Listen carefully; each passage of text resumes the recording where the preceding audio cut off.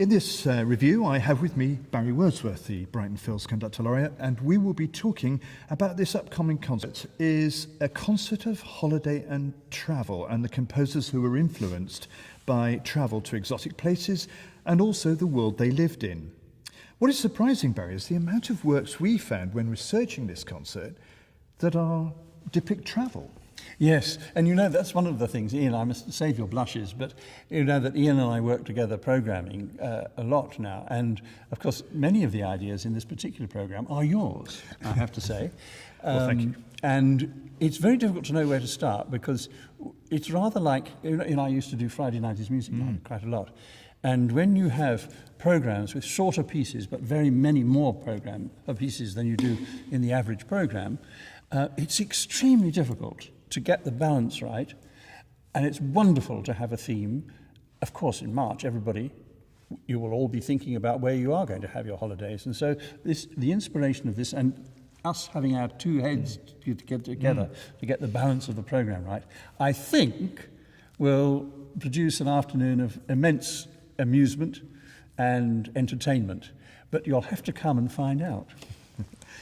I guess that Hebrides or Fingal's Cave by Mendelssohn is an automatic shoe-in for a concert like this. Yes, you know, I think it is very well known, isn't it? And a wonderful overture. And I always like to think what it must have been like for Mendelssohn to travel all the way up to that cave in Scotland. I mean, a friend of mine has been there only recently and said how wonderful it is, actually. I'm afraid I have to admit I've never been. But when I hear this overture, it makes me feel that I really would like to go. Yes. And I think that's the power of music of this sort, isn't it? That these composers wrote pieces from the heart because of the excitement of where they visited. And it's very infectious, actually. Oh, it is, yes.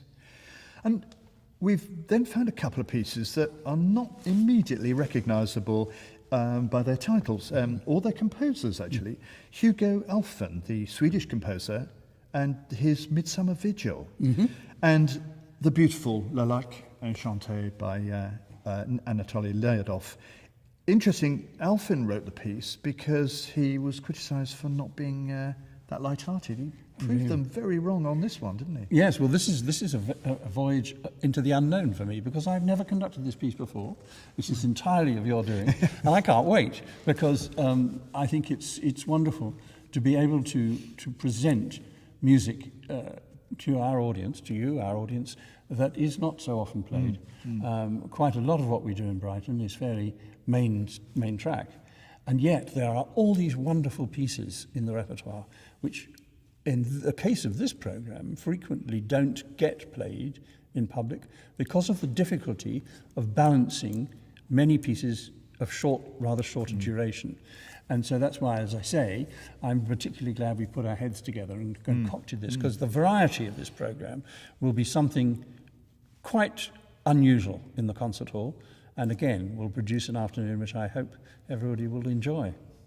The Swiss composer, with Arthur Honegger, Pacific 231.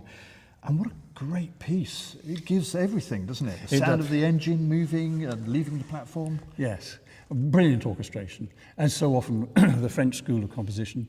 And Honegger was not the most prolific, unfortunately, of French writers, but every piece that he wrote is such a gem, an example of consummate orchestration, and what an imagination, a sound world that nobody else could have written this piece. It's quite individual, and again, something that we don't play every day of the week, and which the orchestra and I will look forward to sharing with the audience.